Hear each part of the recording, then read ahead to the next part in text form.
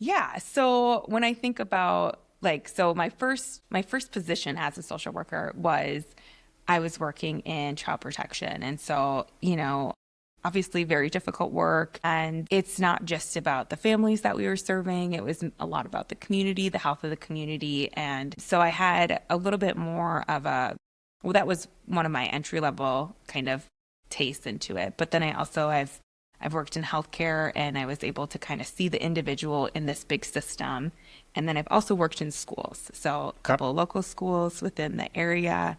And then I started in engaging in kind of more policy grant world. And that was kind of when I entered into the system. I guess for trauma informed has become a kind of a buzzword. What does it actually mean when done well? Yeah. So when I think about trauma informed, and I would agree, it 110%, I think, has become a buzzword. It's not enough to just kind of know about trauma. So that's like the informed. Like I like to think about how do we be responsive and how do we behave in a way that's really caring for ourselves or other people. Right. So when I think about informed, I think about taking it a step further and really engaging in different practices to support one another. Sure. And then kind of step back, conversation we had on the side of this. You don't have social media, right? Yeah. You haven't had it for 10 years, is that correct? Yes. I haven't had Facebook for 10. Okay. Why, and for the listening audience, some of us are watching on Facebook. What made you turn that way? Or what?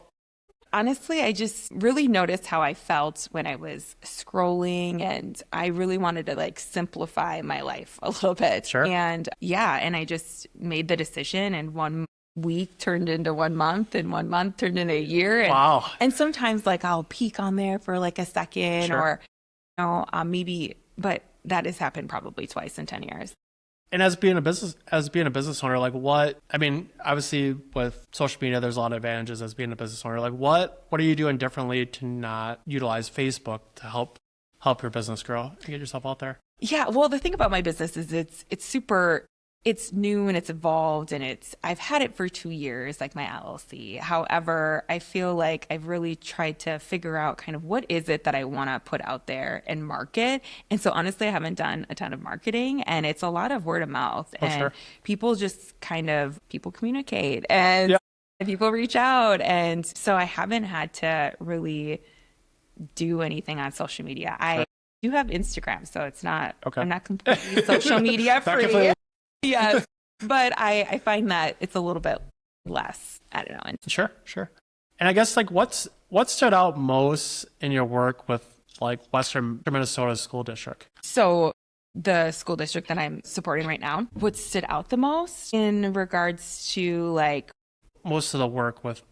So, well, the work that I'm doing, so I really started with an organizational assessment. And so I met with leaders and I met with staff and I did some observations. And so I think about what stands out the most about change in general is that one, and this is everybody kind of knows this, that change takes a long time. And there's so many different parts of change that need to take place to move into the direction, the desired kind of state that we want to be in. Right. And so I don't know that that's, again, shocking, but I think that it is, it's just delicate work. And people want to move fast in with change, but also people don't want anything to change at all. So it's smart. Yeah. I guess for you, I guess what's the biggest disconnect between expected students' behavior and neuroscience? Yeah. So, well, I think about just behavior in general. And a lot of times people think that people just do things to make them upset. And when you think about Dr. Bruce Perry, he's one of the people that I just admire all of his work, but he has said that we act before we feel and we feel before we think. So we act, behave, right, before we feel emotion, before we think about our actions.